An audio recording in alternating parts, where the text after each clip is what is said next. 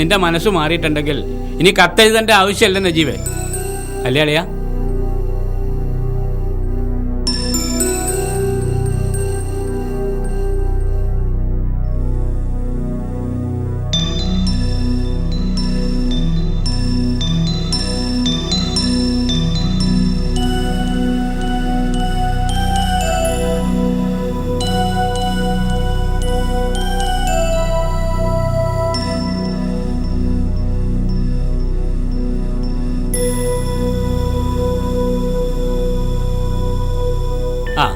ബഹുമാനപ്പെട്ട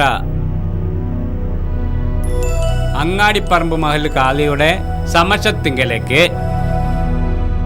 മട്ടലാങ്കുന്ന് മഹലിലെ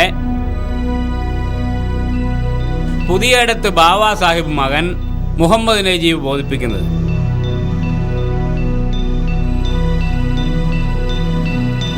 എന്തെന്നാൽ അങ്ങാടിപ്പറമ്പ് മഹലിലെ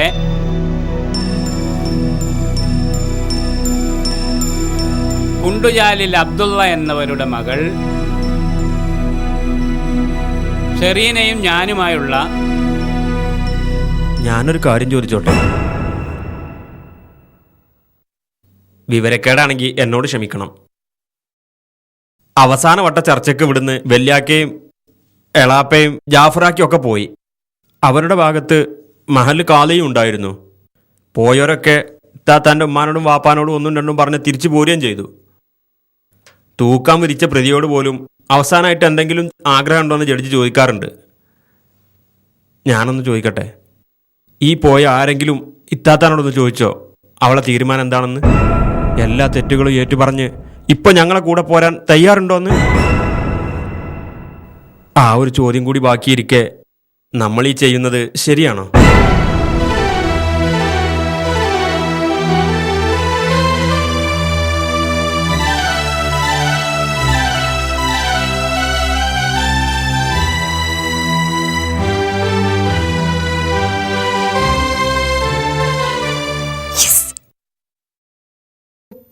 ഉമ്മ വന്നു.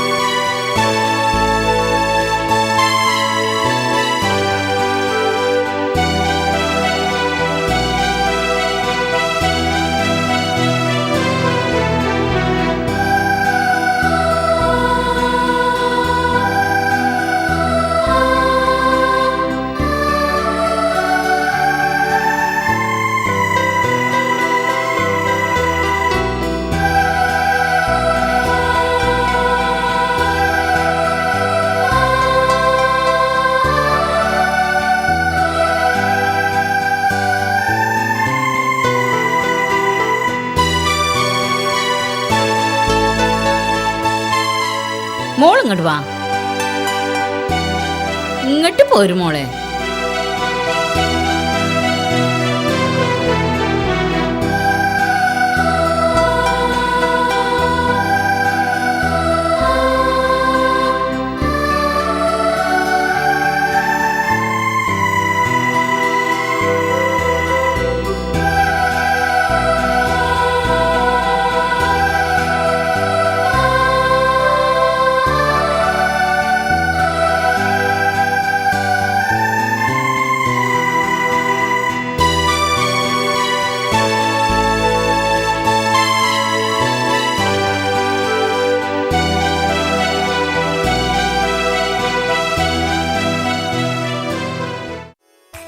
മുറിയുടെ വാതിലടഞ്ഞു.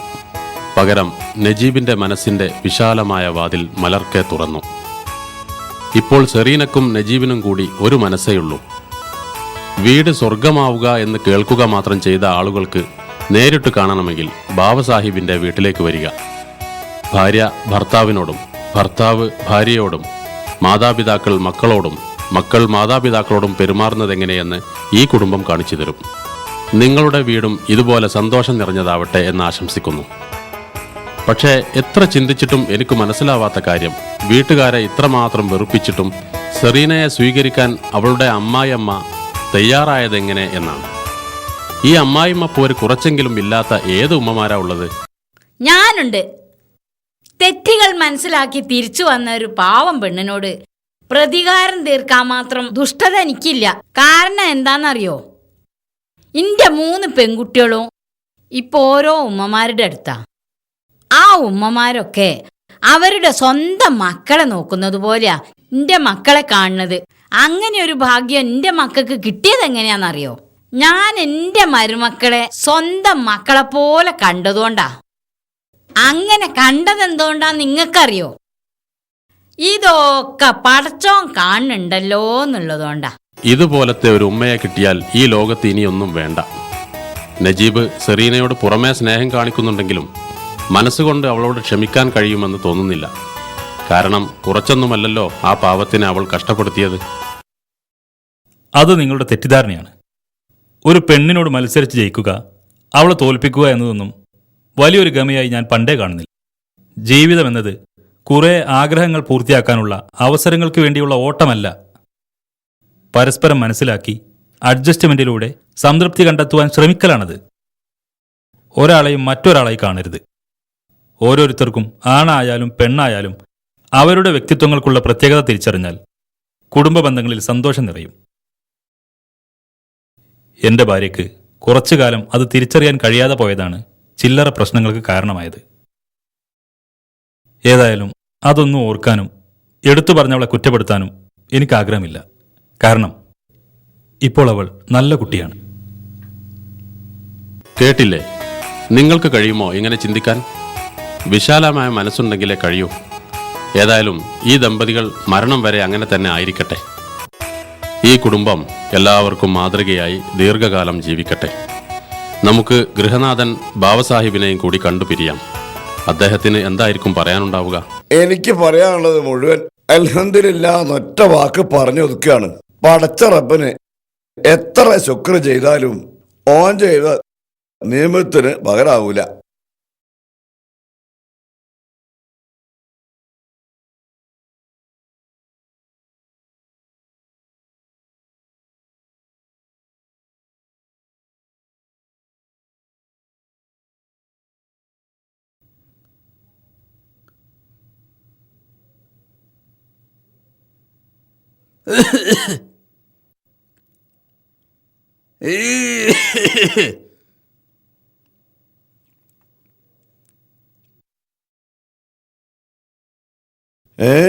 ഈ എപ്പോഴേ വന്നത്? തീക്കൊള്ളിയോണ്ട് ഏറിട്ട് നായക്ക് മിന്നാമിനിങ്ങനെ കാണുന്ന പേടിയെന്ന് പറഞ്ഞ മാതിരി ഖമറ് ബ്ലാങ്കൂര് പോയപ്പോൾ തുടങ്ങിയിട്ട് ജമീല കച്ചറ. ഇതിനൊരു പരിഹാരം ഉണ്ടാക്കാതെ ഇനി ഞാൻ അങ്ങോട്ട് പോകില്ല. മനസ്സിലായില്ലേ? കുഞ്ഞേ വാ, ചായ കുടിച്ചിട്ട് ബാക്കി പറയാം. എനിക്ക് വേണ്ട. എടാ അങ്ങനെ പറയല്ലേ, അന്റെ പെങ്ങളല്ലേ വിളിക്കണേ. ചായ കൂട്ടാൻ മൈസൂർ പാക്കും ജിലേബിയൊക്കെ ഉണ്ടോ? അല്ലാ, അതൊന്നുമില്ലല്ലോടാ. ഇറച്ചിക്ക് പോയാൽ ബർച്ചും ചാത്ത് കാത്തുനിന്നോ നോൺച്ചും ചാത്ത് എന്ന് പറഞ്ഞ മാതിരി അങ്ങനെയാണെങ്കിൽ കുറച്ച് ചായ കുടിച്ചാ, മനസ്സിലായില്ലേ?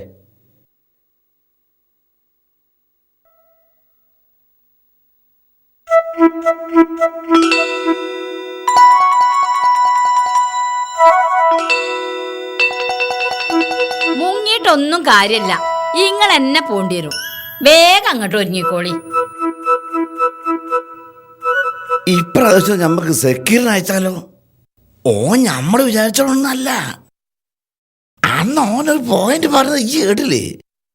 ഓനപ്പ വന്ന് ഇടപെട്ടില്ലെങ്കിൽ തലാക്കുറപ്പിച്ച കത്ത് അവിടെ പോകൂലേനോ? അതെ, സക്കീറിന്റെ കഴിവല്ല, റസിയാന്റെ തലയിൽ ഉച്ചബുദ്ധിയാ. കുഞ്ഞിന്റെ കേസ് അങ്ങനെ ഒന്നും തീരൂല. അതിലിടപെടാൻ ഈ ലോകത്ത് നിങ്ങളല്ലാണ്ട് ആരുമില്ല. അപ്പോ ഞാൻ മരിച്ചാല് ഈ കേസ് ആരാ തീർക്കുക? ആരുണ്ടാവൂല. അതുകൊണ്ട് തന്നെ ഇനി ഒരിക്കലും കുഞ്ഞി കേസുമായിട്ട് വിടാ വരാത്ത രീതിയിൽ അവസാനത്തെ തീർപ്പേണ്ടി തീർത്താളി. കുഞ്ഞേ, ആ ഈ ആണ്ട് നടക്ക്. ഒരമണിക്കൂറിന്റെ ഉള്ളിൽ ഞാൻ അവിടെ എത്തും. ഇന്ന് ജമീലാന്റെ വലിയൊരുനാൾ അവിടെ നടക്കുന്നു. ഓളോട് ചെന്ന് അഡ്രസ്സായി പറഞ്ഞേക്ക്. ആ ആ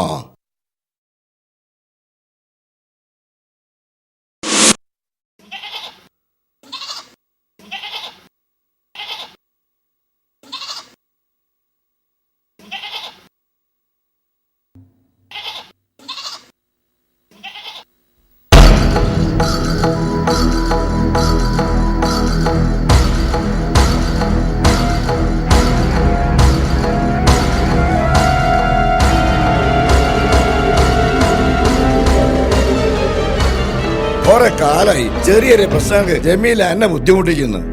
എന്റെ കുടുംബകലഹം തീർക്കാൻ ഞാൻ എത്രാമത്തെ ദിവസമായി വന്നതെന്ന് എനിക്കറിയോ? 100-ാം ദിവസം. ഇത് അങ്ങനെ വിട്ടാല് നാളെ അന്നെ ഓള് ചവിട്ടി പുറത്താക്കൂലെന്ന് ആര് കണ്ട്? മങ്ങരംകുന്നത്തെ തറവാട്ടുകാരനായി. ആ തറവാടിന്റെ പോരിച്ച ഓക്ക് ഞാൻ പലതവണ പറഞ്ഞു കൊടുത്തതാ. ഇനി ഇത് ക്ഷമിക്കാൻ കഴിയൂല. അകത്ത് കയറി ഓളെ തല വെട്ടിങ്ങോട്ട് പോരിയടാ. ആ നിക്ക് നിക്ക് നിക്ക് നിക്ക് എങ്ങോട്ടാ ഫായിന്? നിക്കാവാടെ.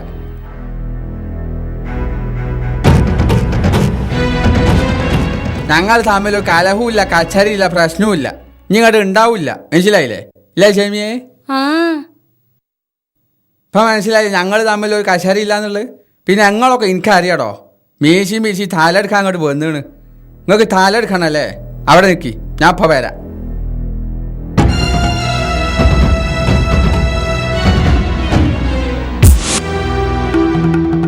എന്താടോ താലെടുക്കാൻ വന്നിട്ട് മാണ്ടണ്? നിൽക്കാവിടെ. എന്റെ തറവാട് ഏതാ മനസ്സിലായി എനിക്ക്? അഞ്ചത്തിനെ കാട്ടി കൊടുത്ത് ഏട്ടത്തിനെ കെട്ടിച്ചു എന്ന് പറഞ്ഞ മാതിരി മൂന്നാളും പാഞ്ഞിട്ടൊന്നും കാര്യമല്ല. ഞങ്ങളെ തറവാട്ടുകാർ മറ്റുള്ളവരെ തലെടുക്കലാടോ.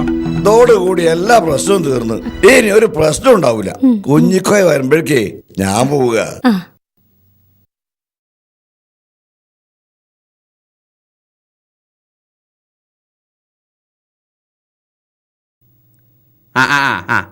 നിൽക്കാടെ അവിടെ നിൽക്കി. അങ്ങനെ മുങ്ങാനായില്ല. നിങ്ങളോട് 2 വർത്താനം പറയാണ്ട് എനിക്ക്. ഇവിടെ എന്തെങ്കിലും ഒരു പ്രശ്നം ഉണ്ടാകുമ്പോൾ മണ്ടി ഇങ്ങോട്ട് വന്നോളൂ പ്രശ്നം തീർക്കാൻ. അളിയാ ഞങ്ങളൊക്കെ ഇവിടെ ഞാൻ എന്ത് പ്രശ്നം ഉണ്ടെങ്കിലും നിങ്ങൾ ഇങ്ങോട്ട് വരണ്ട, അതൊക്കെ ഞാൻ തീർത്തോളൂ, മനസ്സിലായില്ലേ? വെറുതെ നോളോഷിച്ചൊന്നും കാര്യമില്ല. ഗുണ്ടകളി കൂട്ടി ഇങ്ങോട്ട് വരുമ്പോൾ ആലോചിച്ചാണ്ടി ഞാനൊക്കെ. അളിയനാണെങ്കിൽ അളിയൻ്റെ സ്റ്റാൻസ് നിൽക്കണം, മനസ്സിലായില്ലേ? ഇപ്പം കടന്ന് നോലോഷിയാ.